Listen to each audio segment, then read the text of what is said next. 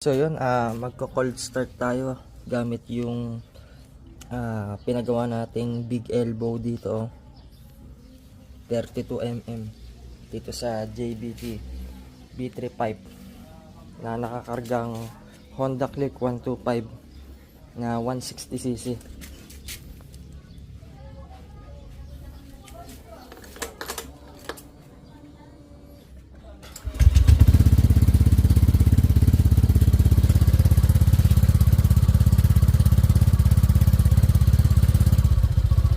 Solid yung performance ito kasi yung stock size ng JBT B3 pipe uno lang yung size 1 inch,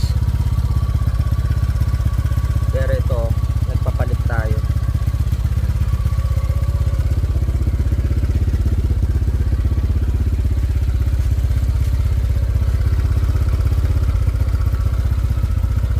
Marami tayong mga ilalagay na pyesa dito. Ayan. Konting silip lang.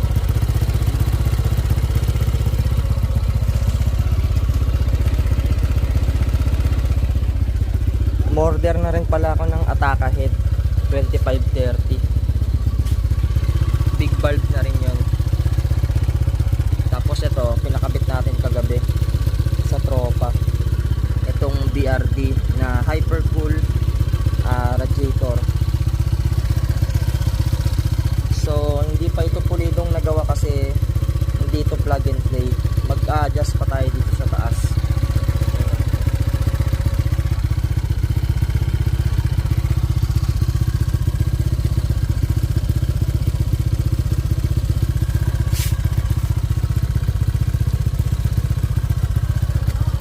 Bali, dalawang tornilyo lang yung nakalagay dito, tapos dito. Yung sa taas, sa left, hindi nakalagay. Yung sa baba, hindi rin. So, kaya pinakabit ko lang to para gusto kong makita yung pindig nya. Yung mga ibang hose dito, yung isang hose